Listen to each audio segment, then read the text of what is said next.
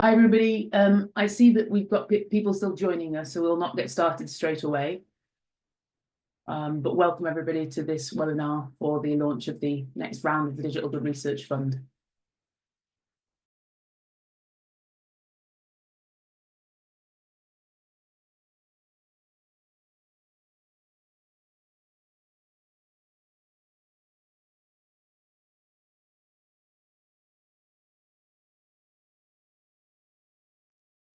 Hi, everybody. It looks like numbers are starting to steady, so I'm going to kick off and begin this webinar.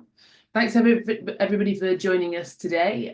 You've joined us for a webinar about the launch of the next round of the Digital Good Networks Research Fund. If this is not where you think you are, then that is what we're here for today. So feel free to depart at this point. This is really an opportunity for folks to ask questions. I'm not going to offer too much information about the scheme in the front end of this hour. So hopefully folks have already read the pre-recorded webinar that comes along with this. So welcome everybody.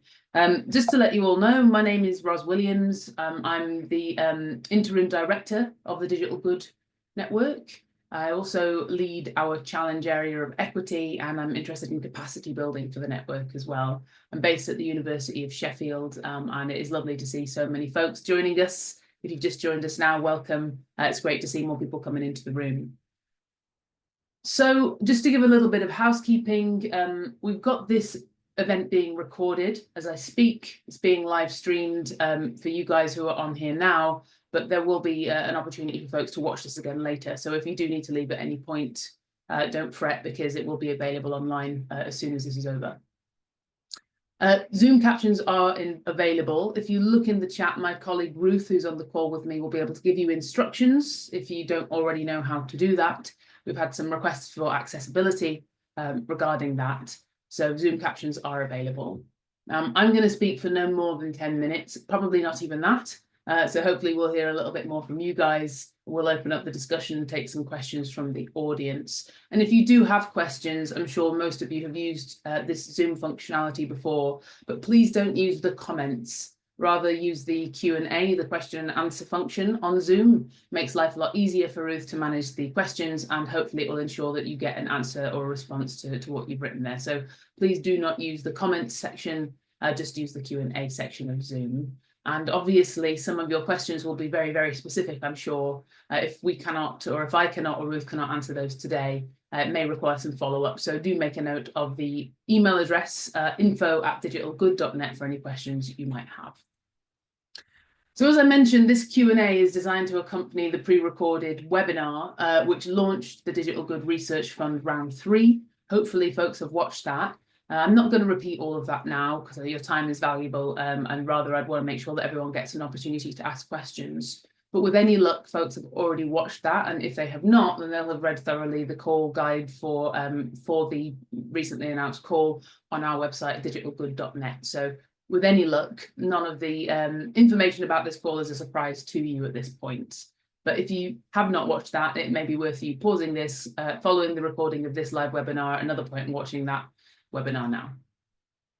So the Digital Good Research Fund is comprised so far of 3 calls. We've just announced the 3rd call of the Research Fund, this 2025 call. And our focus this year is not on defining the digital good, nor is it on evaluating the digital good. Those were the foci of the 2 preceding calls. Our 3rd call is about building the digital good. As you will know, if you've read the website information for this call, the proposed projects will do one or more of the following things.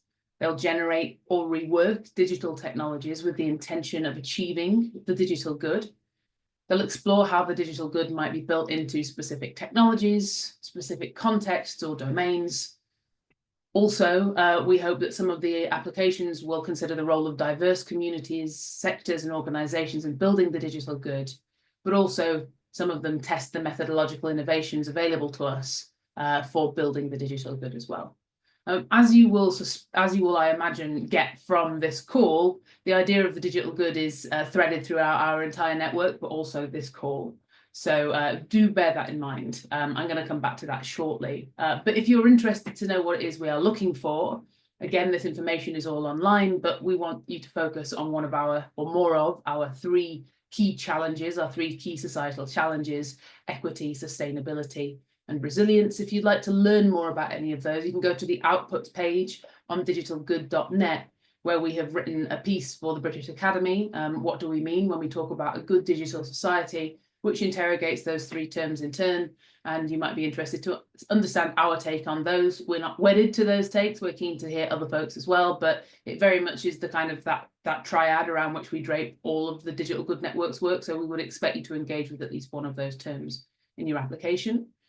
We do ask for teams to be interdisciplinary, to promote early career researcher leadership, and to connect with communities or organisations external to the academy. So in terms of interdisciplinarity here, what we're referring to is not necessarily disciplines within a specific discipline. So for example, subdisciplines. Rather, we do expect there to be an epistemological leap between disciplines when we see people talking about interdisciplinarity. So we'll be more convinced by a discipline that you might expect those individual disciplines to be housed in different departments or indeed faculties within an institution. Just to give you a sense of what it is we're thinking about with interdisciplinarity, but to anticipate a question that we might get, which is what do we mean by interdisciplinarity? We do expect there to be sort of a good faith attempt to sort of move between disciplines that might be unusual bedfellows, for example. In terms of promoting early career researcher leadership, again, this is something that we are really keen to see. That might be in the form of the principal investigator or the principal applicant, to use UKRI's terminology. They might themselves be an early career researcher, or indeed an early career researcher might be named as a co-applicant on the grant. There is also a space in the application form for folks who have already looked at the application form for you to actually put information about what leadership opportunities are generated through the design of the project that you're proposing to do. So we would expect there to be a narrative in which early career researcher development is central. Connecting with communities and organisations external to academic research, I think, is self-explanatory in the sense that you might have partner organisations who are mentioned in the bid as partners or otherwise, but also that you might be engaging with those through the research itself. One of the things that we do often do within the Digital Good Research Network is identify gaps where we have not done so well in engaging or recruiting particular kinds of constituencies of researchers or otherwise. And so we have had a look at the portfolio of funding that we've undertaken or supported thus far. And we are particularly, therefore, going to be encouraging applications that use quantitative or computational methods that might be led by disciplines that are currently underrepresented, as I say, in our portfolio, including psychology, computer science, and economics, or that use secondary data. I'm just going to pause for a second here because I can see the number going up in the chat function. So just want to remind people, my apologies if they are not questions there, but if there are questions that are going into that comment box, please do ensure that you're putting them in the Q&A function instead, so that Ruth can oversee them and manage those. So yes, we do encourage applications from those particular groups and from those particular kind of focus areas, but I don't want to put people off applying if they do not kind of cover that ground. The purpose here is that we do have a sense of a representation of those disciplines, areas, or methods within our wider portfolio. We won't be only funding quants or only funding people who use secondary data or only funding psychologists. That's not how this works at all. It's just to give you a sense of where there are gaps and where we will be thinking about prioritizing when it comes to making decisions. If you've got any questions about that, you're very welcome to put those in the Q&A function.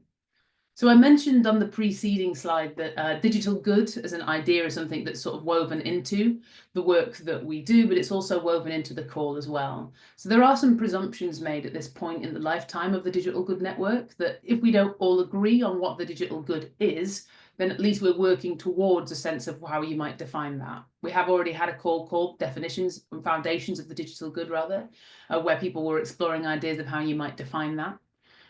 We've also, as I mentioned, funded 2 existing calls already of the Digital Good Research Fund, and you can find out about both of those calls and the research that was funded through them by looking on our website. You can also access the building blocks and reflexive questions that we developed in relation to those 2 existing calls that we have funded, as well as other work that we've done in the network. So there is now kind of a tranche, kind of a growing seam of work that's happening within the network. And the reason I mention this is because one of the key criteria of the network, of the call this year, is that you do engage with the research that's being supported and undertaken by the network. That doesn't mean you have to agree with it, certainly, but you indeed can be very critical of it if you like. But the whole idea is that you kind of facilitate, you support the facilitation of that wider cross-network conversation. So we would expect there to be some working in of questions, ideas that are already emergent within the network as you kind of thrash out what your application idea is when you put together your call. What that means in practice will be wildly different depending upon the application that you put together. So I'm not going to be prescriptive here and offer any examples at all about what that might look like, but we would expect there to be evidence of traffic between the existing work in the network and what you're proposing to do in some form or another, and you're very welcome to use your imagination about what that looks like. As you may know, if you have been funded before by the Digital Good Research Fund scheme, or if you have applied before, we have actually increased the amount of money that's available this year. We're going to be dedicating, we've increased the amount of money that's available for individual projects, I should say, this year. We will dedicate up to £300,000 to funding applications in response to this call. We will be funding multiple projects, as we have done before. And there is a maximum level of funding, and this is what I'm referring to having been increased, up to £75,000. This is by no means me saying that everybody should be applying for that maximum amount. It's about whether that is whether there is that amount that you're requesting is consonant with the work that you're doing. We wouldn't expect every application to be coming in at just beneath £74.999, which is often the way that people apply for funding. Rather think about the funding that you need for the work that you're proposing to do.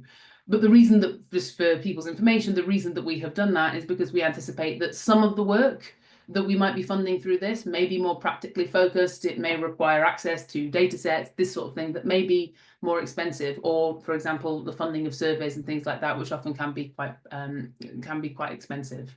And so we're trying to accommodate the methodological diversity that we want to attract by raising that figure slightly. But as I say, it's not important.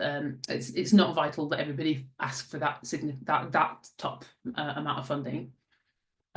You may or may not know what FEC, full economic costings, or FEC, means. And if you do, good for you. If you don't, I'm not the person who can tell you exactly what that means. Ruth is here. And if people do have questions about that, you can contact us at info@digitalgood.net for a clearer answer on what this 80% full economic costing means for you. It's also something that you can talk to the research office at your own institution about, particularly if you're based in the UK and they deal with UKRI and other kinds of funders like that, which do tend to fund at 80%. So please do bear that in mind when you're pulling together the application. And you'll see that we have a late June summertime deadline of the 26th of June for the application deadline.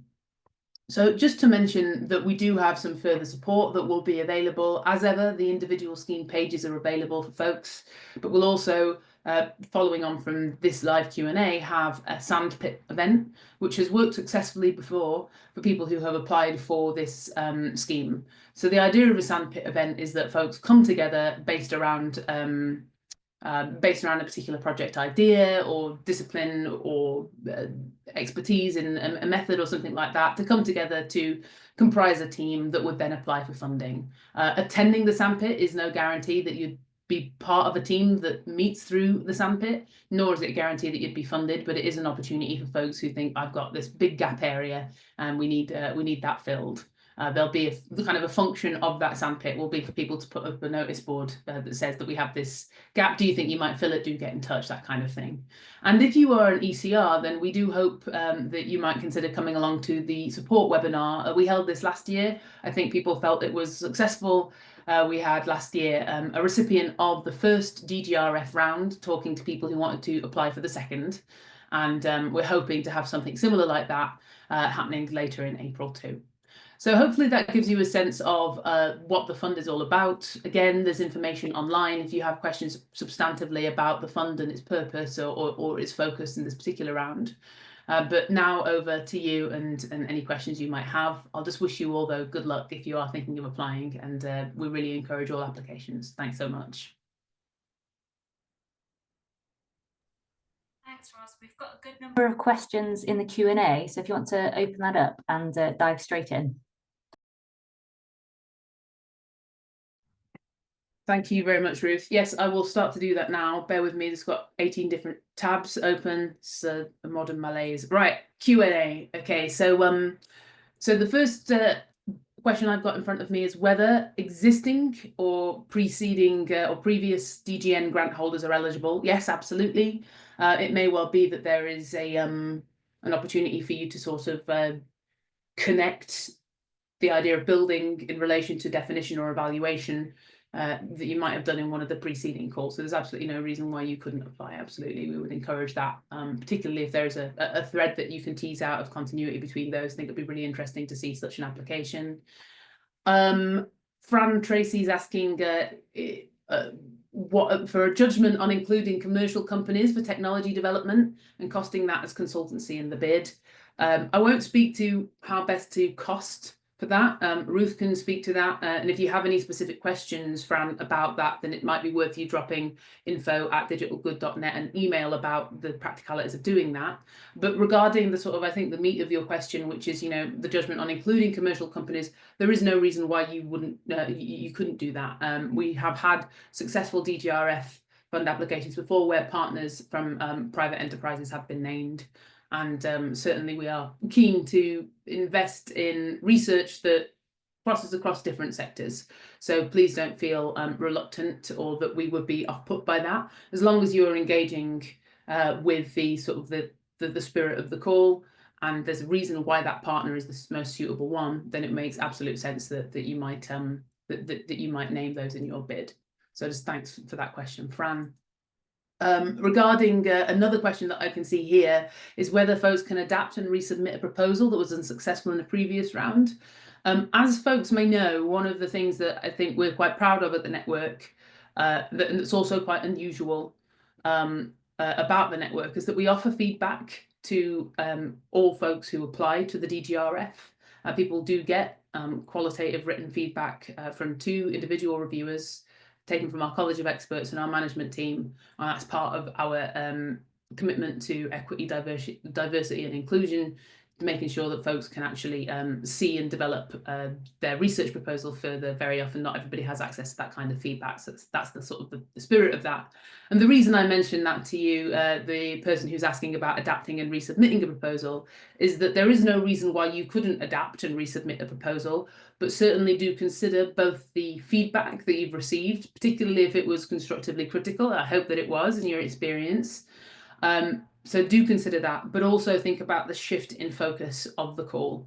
So as I've mentioned previously, preceding DGRF rounds are focused initially on the foundations of the digital good, so defining the digital good, what we mean by it, then moved on to evaluation of the digital good. And you'll see then that the third call now moves on to building the digital good, which is a significant diversion from those 2 calls. So think there about whether it marries with your existing application, and think about that reworking. I can see that Ruth has just pinged in here, since she's just got some information there about consultants. I think that was Fran's question about costing for private enterprise through consultancy arrangements. So Fran, please do check out that link that Ruth has popped in the chat.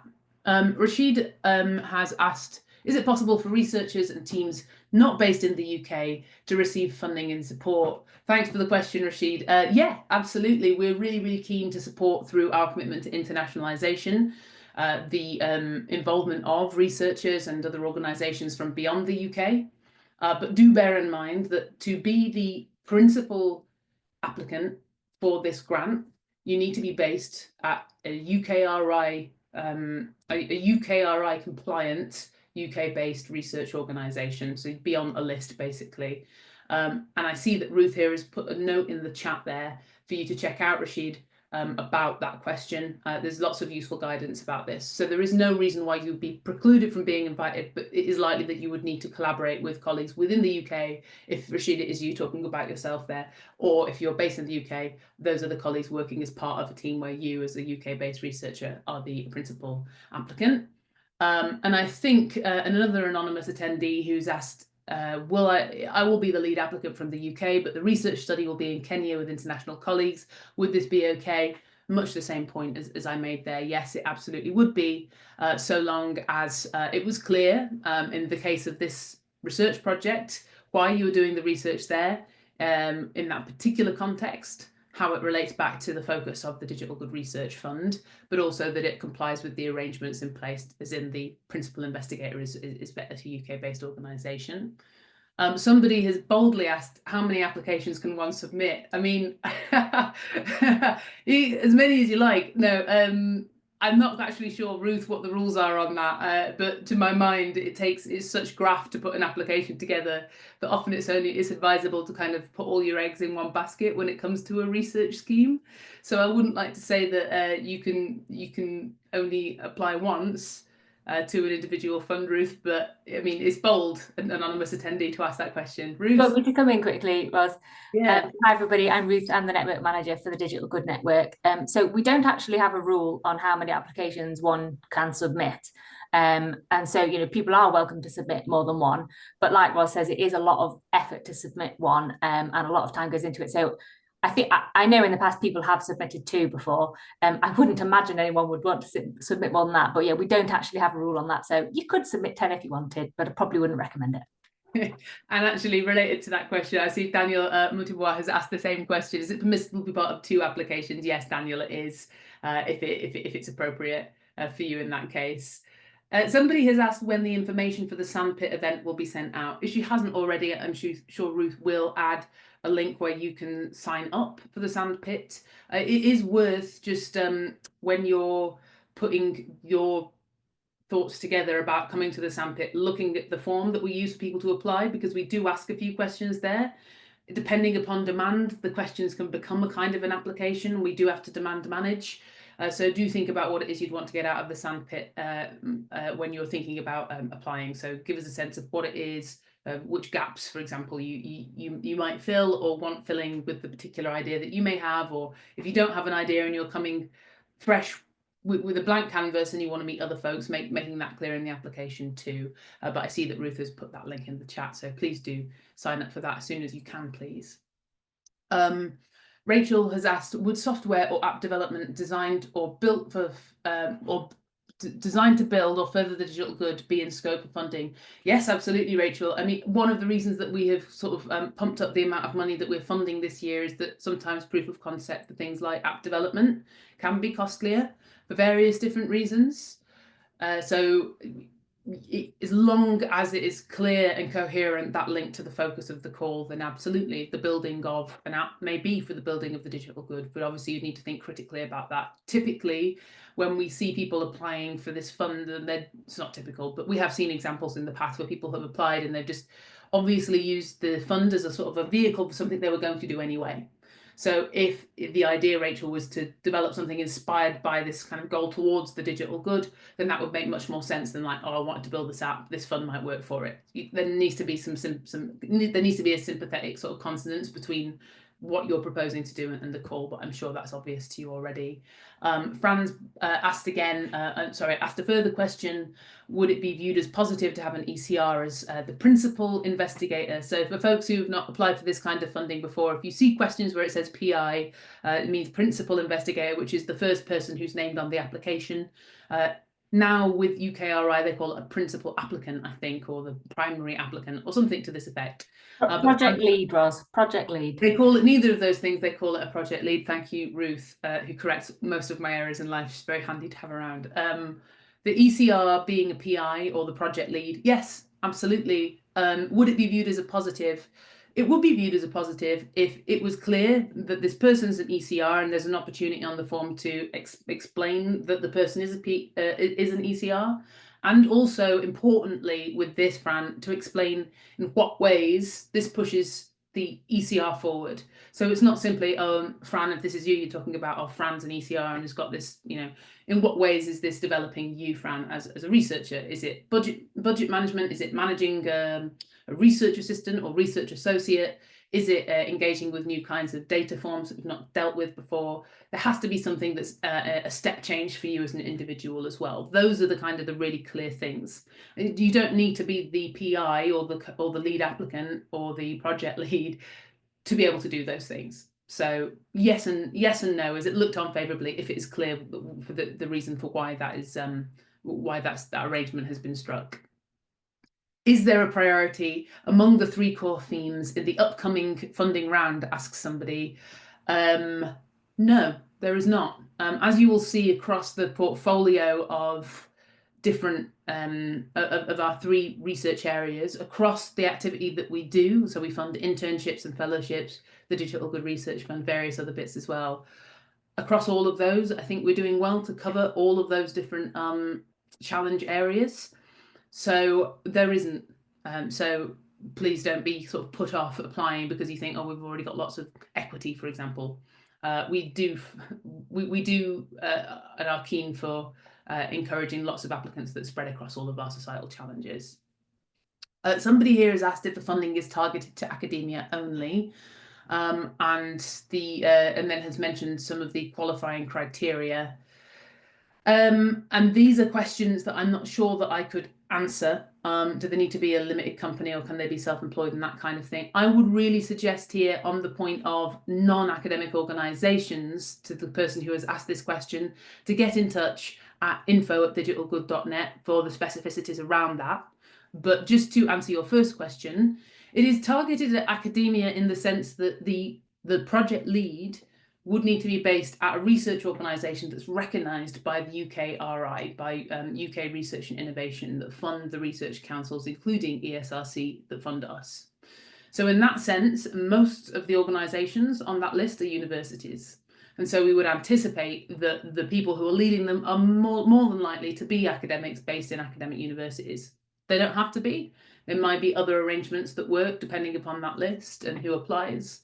But it is not only targeted at academics. We work really closely with different organisations, communities, sectors groups, and all that kind of thing across all of our activity. And so actually it would be a strength of the application if you could engage beyond academia. As I mentioned earlier, a criterion is engagement with communities beyond the academy.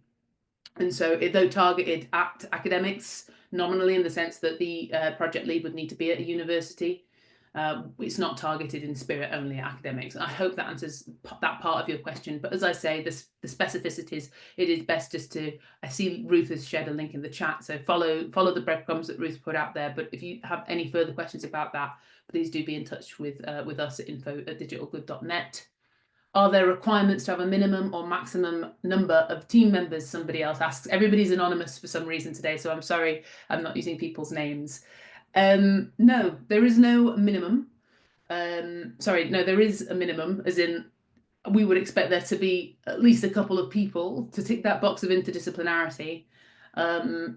And in that sense, I think there is likely to be a minimum. It would be very, very odd to get a DGRF application that is just one person, because we are funding teams of people who are collaborating together to do things. So in that sense, it's not written down anywhere, but we've never funded a DGRF application where there's just one person named, for example. So in that sense, I think it's fair to say that there probably is a minimum. Is there a maximum? Good question. I mean, there's a question here about who can be funded to do the work appropriately and ethically. So, if we're funding at £75,000 and you're costing for an RA or 2 RA salary, then that may well wipe out the amount that you can spend on other things. So, one does have to be practical about what this amount of funding can actually deliver for a project. So the likelihood is there's not going to be a huge team of people. I can't, off the top of my head, provide an average of the size of a team, but they are multiple teams. And you will see that if you go on to the DGRF fund, you can see fund web pages on our website on digitalgood.net. If you look on the 2 cohorts that already exist, you'll be able to see the numbers that make up an individual team. But I wouldn't want to dare and give a mean for that right now. What kinds of research backgrounds and disciplines are you currently looking to expand in your network? Thank you for that question. I will just draw folks back to the mention that I gave earlier to our sort of gap areas, which you'll be able to learn about on the webinar that we recorded, but also through the sort of the highlight note that's on the call. So these are applications. We're encouraging applications that use quantitative or computational methods, as I said, are led by disciplines underrepresented like psychology, computer science, and economics, or that use secondary data. But that does not, as I said, if you've missed that part of this call, that does not mean we are precluding people from being funded for any other focus they may have, any other expertise they may have. That is just indicative of where the gaps are, and I hope that is a helpful answer to that question. Are there any specific eligibility criteria or expectations beyond UKRI norms? I'm going to be honest, I don't know what that question means. Expectations beyond UKRI norms. Basically, all of the eligibility criteria for this anonymous questionnaire are available on our website. And if you have any doubts beyond that, then please do get in touch with us through info@digitalgood.net. And we can get the answer for you if we cannot provide it directly ourselves. I'm so sorry that that's a very vague response, but there are specific eligibility criteria and they are listed on the website. So hopefully you can have a nosy there. Aaron Thompson asks that they understand PhD researchers cannot apply solely. However, I'm wondering how one might get involved if their main PhD research is heavily aligned with the digital goods. Great question, Aaron. Yes, so a PhD researcher cannot apply solely, in the sense that they wouldn't typically, well, they definitely would not be a PI, the project lead, nor I think Ruth the co-I or co-applicant, but certainly they might be funded as a research associate or research assistant on a grant. So Ruth here has just said PhD students cannot be named on the application. They can act as research assistants, so they can have a salaried role. Ruth, obviously, I cannot imagine has just spent all of that time writing that out there. She has a bank of research of frequently asked questions and their responses there, or she's just a phenomenal typer. But either way, hopefully, Aaron, that answers your question. But just in linking to sort of the wider spirit of that question, Aaron, we're really, really keen to engage PhD researchers. I don't know what sort of stage you're at in the PhD, but it may be that you're interested in our internship call, which will be opening this spring or summer, I can't remember, but the next round of our research, of our internships will be running this year for internships that take place in the next calendar year. So between the start and end of 2026.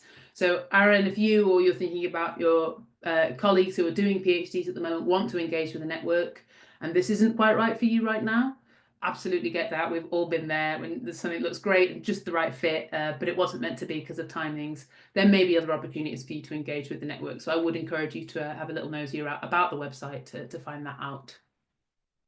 Gosh, Thomas has got what looks like a very interesting question here that runs to several lines, but I will read it out. Hello, I would like to ask about how narrowly the resilience theme of the Digital Good Society call is being interpreted.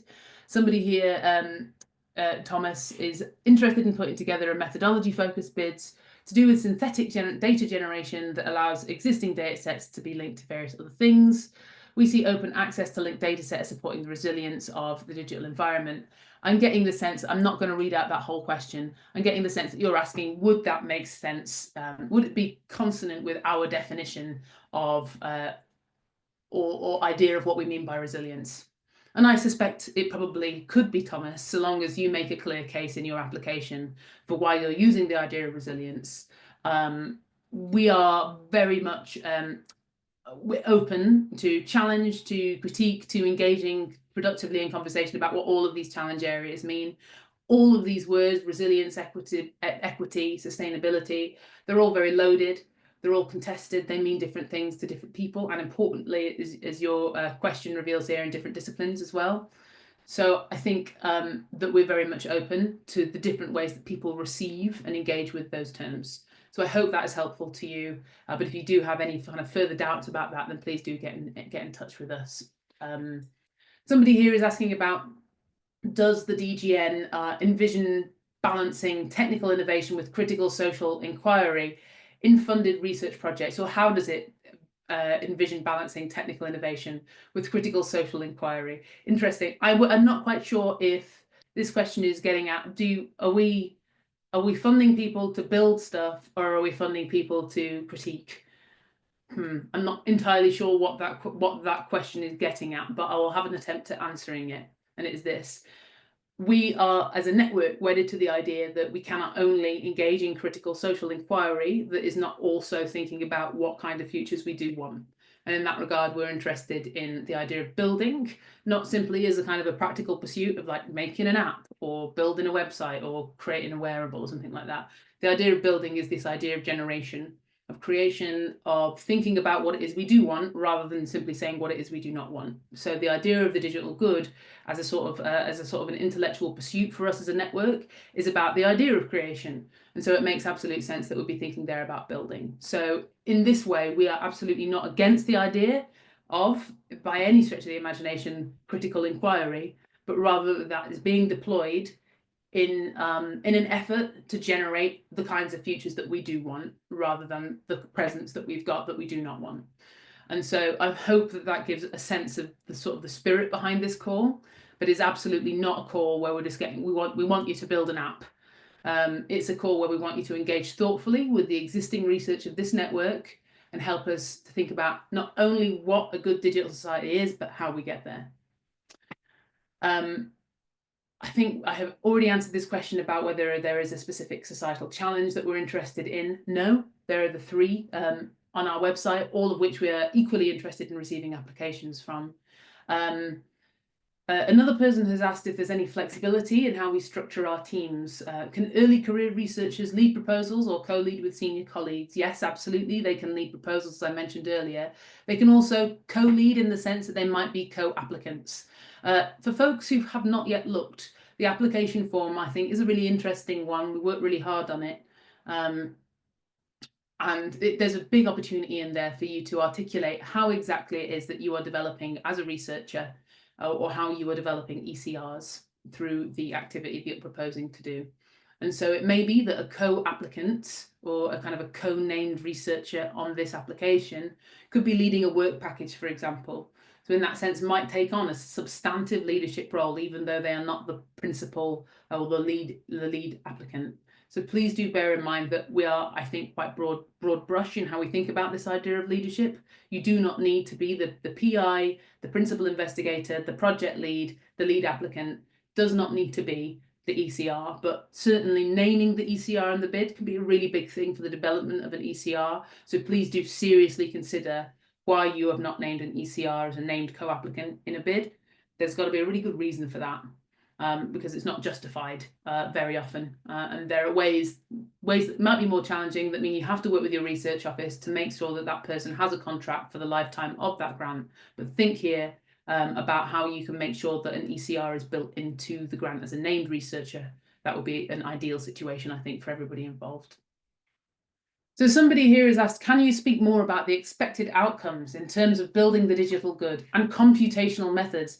I'm struggling to understand exactly what you might be looking for in order to adapt a proposal idea to ensure it's matching up. For example, does it need to be an app? Do we need to build a tool? Okay, you do not need to build an app. You do not need to build a tool.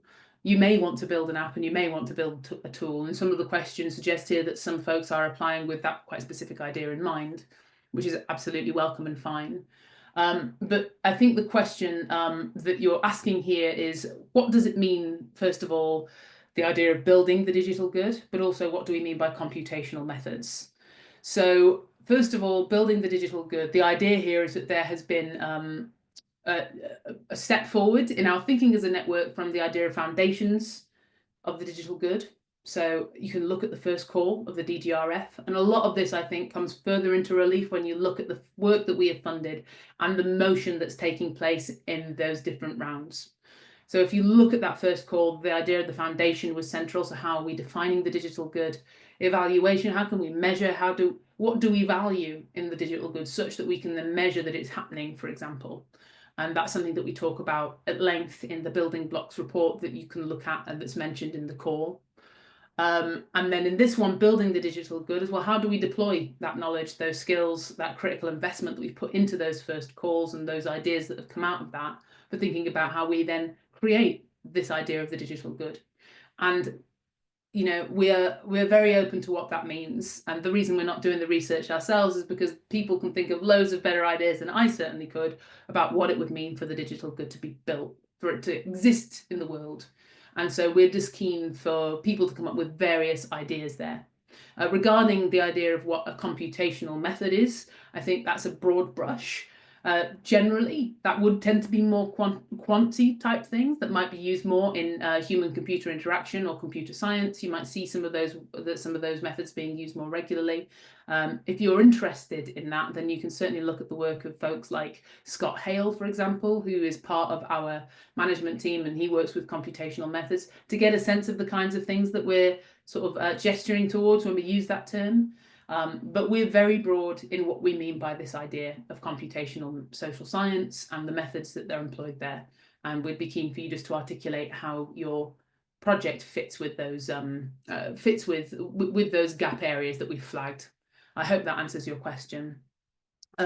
So somebody here has asked whether we encourage interdisciplinary projects based on anthropology, psychology, and computer science involving quantitative methods. Yes. Absolutely, it sounds like a fascinating blend.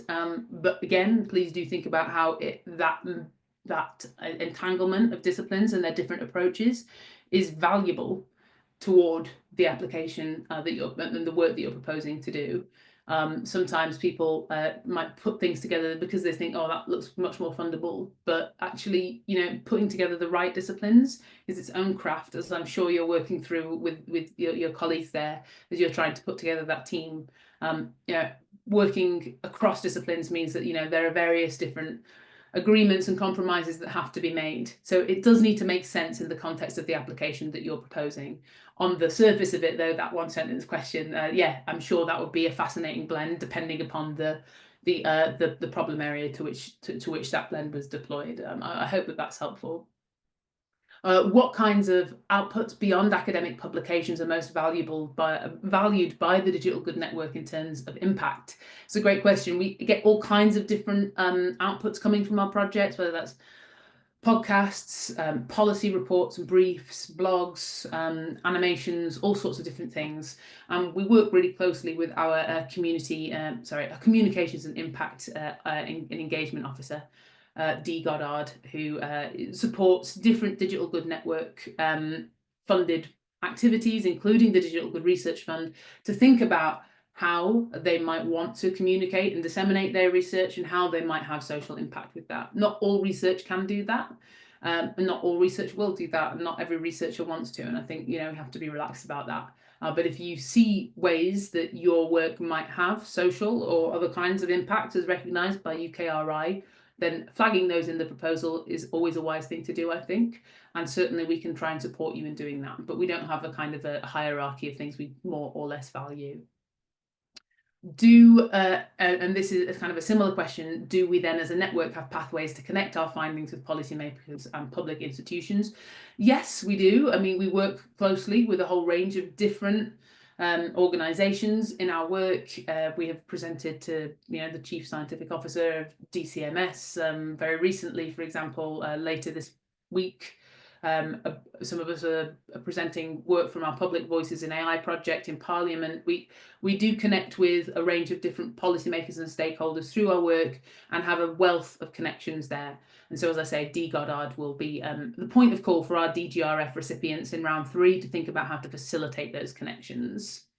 Are there mechanisms to join ongoing projects as a collaborator, even if we miss the initial funding round?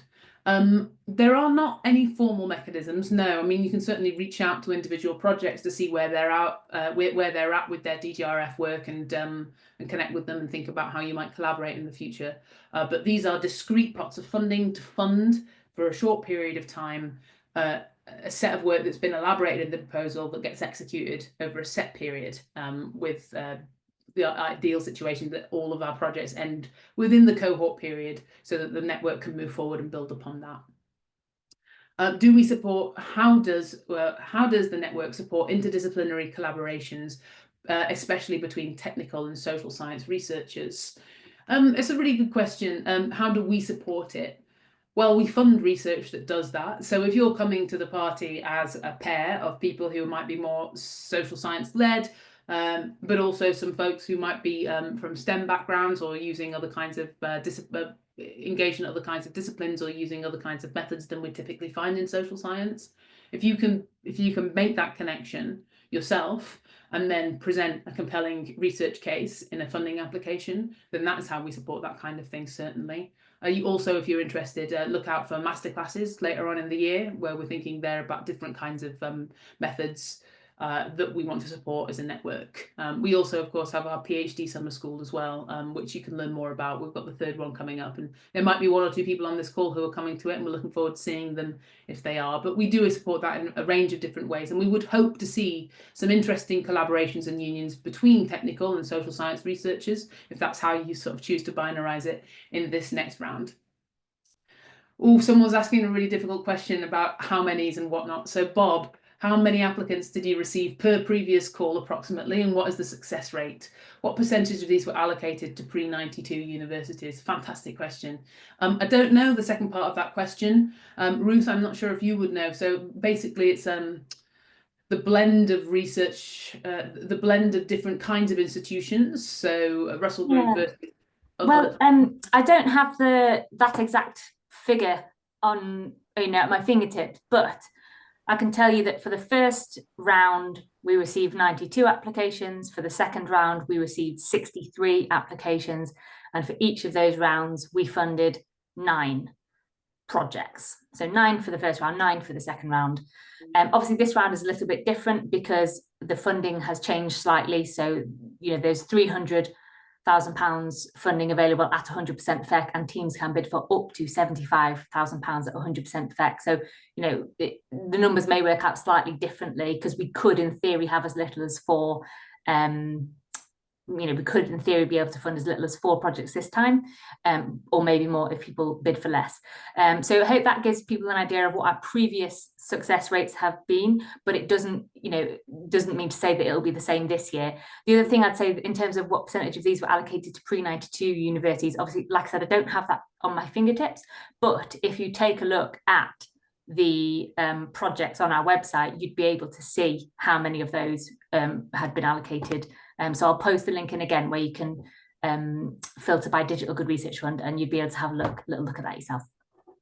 Thanks for that question, Bob. I will do my homework ahead of the next one of these webinars, because we've got lots of questions about specific numbers, which I can't provide. I'm sorry to disappoint, but certainly look on the website.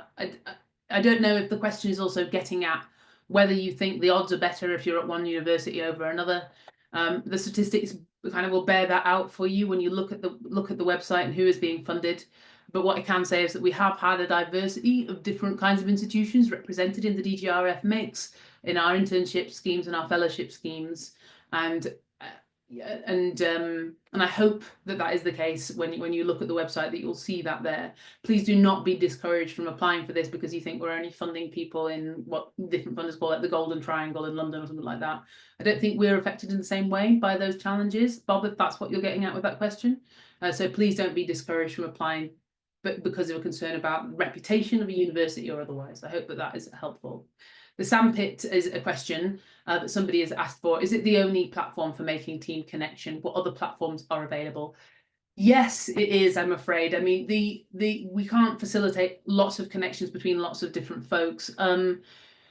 I can't think off the top of my head about how else you would do that, but through your own networks and seeking those connections outward from elsewhere. The sandpit is an unusual one for us. I'm a social scientist. The idea of a sandpit used to give me the willies, to be honest. So I've gotten used to it over time, and it's very common in other kinds of disciplines that's how people would build collaborations, and that is us trying to kind of take on that interdisciplinary spirit ourselves. So it's been an experiment for us, and it's become increasingly successful. In the first round, I don't think we funded anyone that was connected through the sandpit, but in this last round, I think we did fund a project that was that connected at least partly through the sandpit. And so that is the only way that we are kind of necessarily making those connections formally. We would encourage you to engage with it. It has been productive for some folks. Emma Shercliffe asks, given the timeline for undertaking the research is 1 year, could an application proposed to design and test a methodological approach in the year doable, assesses Emma, with a view to applying for follow-on impact funding to roll out and apply it? Probably not doable in just the 1 year. Or would this not be appropriate for this fund? That's a great question, Emma. I think we try to be realists. You may not think so, but we try to be. We know that there's only so much that somebody can do with £75,000 in a year, and the fact that they have to distribute that funding across a kind of a big team. So testing a methodological approach, that's absolutely within the remit of this call. Yeah, absolutely. Follow-on funding. We are actually, we have launched some follow-on funding internally for previous applicants, for previous recipients of the Digital Good Research Fund in rounds 1 and 2, I believe. So we do have that, and we can certainly support you if you're thinking about applying for follow-on impact funding from a project. But as I have seen a few times from DGRF funded projects, the whole purpose of this in the context of the broader landscape, the whole purpose of a more modest size fund like this is that they might actually use that as a launch pad for a bigger fund, and that's absolutely appropriate. So you can think about this, Emma, as a kind of, if you like, a sort of a proof of concept for something that you might then want to go out and develop further through a larger project that is funded, probably not by the Digital Good Research Network, but otherwise by other funders. So I hope that's helpful. Folks have asked here about, would it be possible to apply for this for funding a project started during a doctoral thesis that can be developed further? As I would say to anybody who was thinking about using this fund, only apply if you think that what you're proposing to do speaks to the focus of the fund. It's a waste of your own time if you're doing something just because the opportunity here has come up.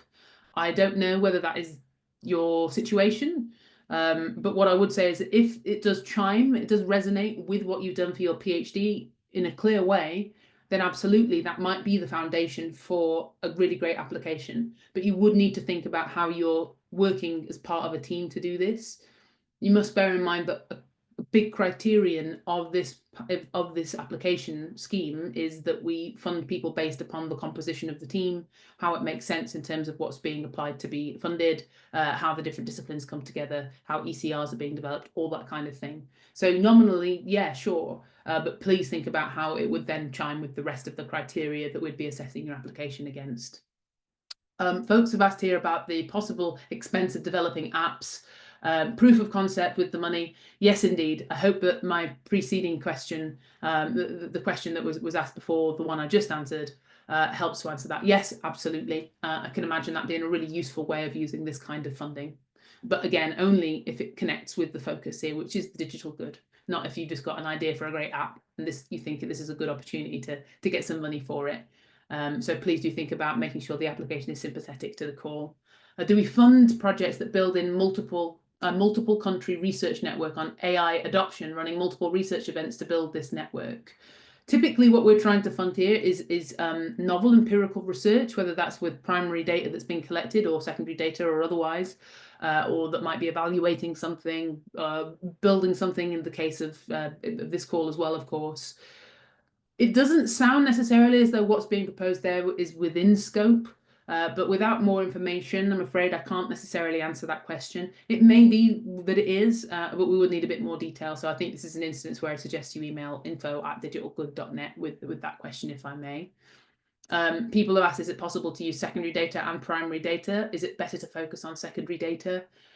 It's really difficult to answer that question without knowing what it is you're proposing to do. Bear in mind that sort of peer reviewers will review these applications and think that methodological approach that's being proposed here is sensible or makes no sense. So if you think it's sensible to use secondary and primary data in tandem within a project, absolutely. If you're doing it because you think, oh, we should get some secondary data in there, don't just do it for that reason, because it's a priority area for us. We would encourage interdisciplinary projects based on that mix. I think I've already answered that question. Someone has asked, can the solution be a digital diagnosis tool in psychology? Yes, were it to be consonant with the theme of the call. So if you're setting out to develop a tool that you've already got an idea for, it still needs to make sense in relationship to this call. So again, if it is psychology, then how are you bringing in other disciplines and that kind of thing? Think here about how you're making sure that you're addressing all of those, addressing all of the different criteria of the bid. Hello, Victor. Good to see your name here. Is there a definition of an ECR? Victor, great question. We don't have an active definition of ECR. UKRI changed that. I think we have a set of bullet points that help to guide with the definition that I believe Ruth has posted to there. But Victor, we're kind of we allow people to articulate how they view themselves as an ECR, and I think we've got quite a generous sense of how we understand that term here within the network that relates to what the way that UKRI do it. Please kindly put the main application form in the chat. You will need to go on the website to find that, I'm afraid. Rachel asks, does the ECR need to have a permanent post or be able to demonstrate they're employed by an academic over the course of the project?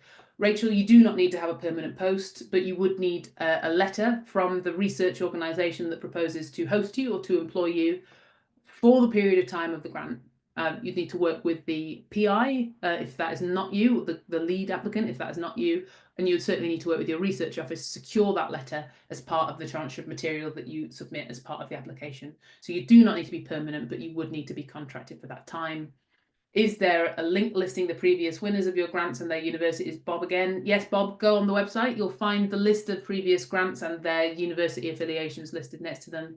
ECR requirements, can't tell you, Daniela, how close you need to be to the PhD. Look at the definition there, though, and you'll get a sense.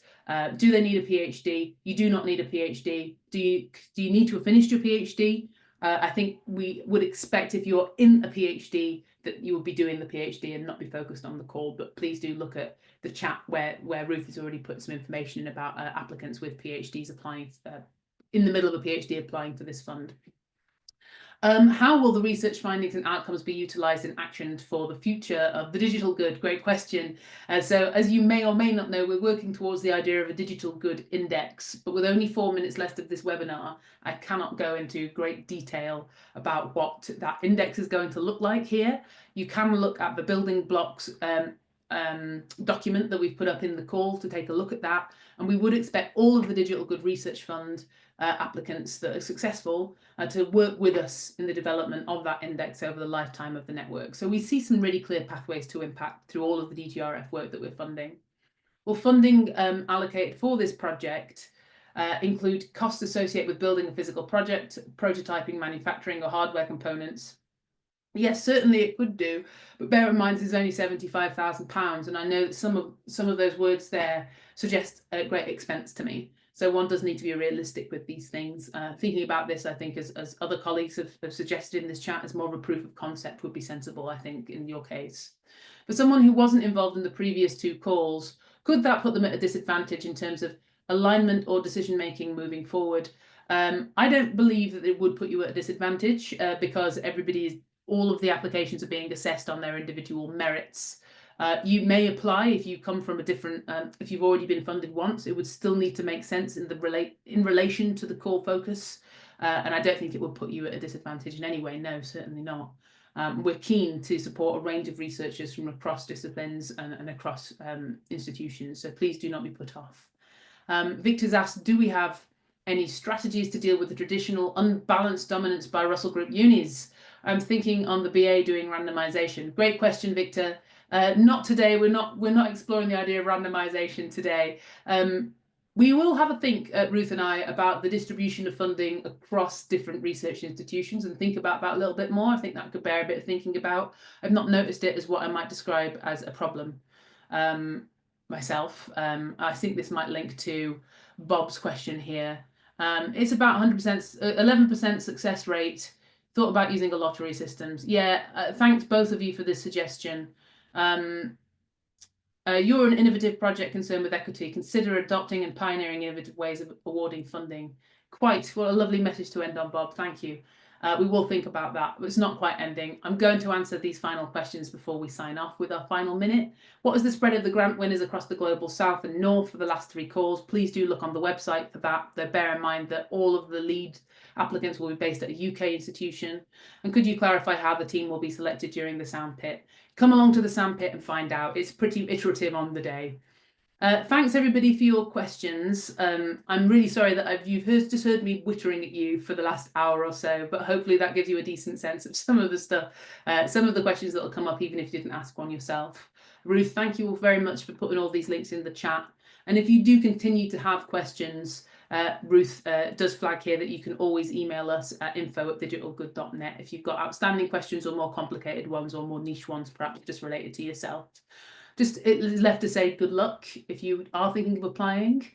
We thank you for your interest in the call and hope that you have a lovely rest of your week. Goodbye.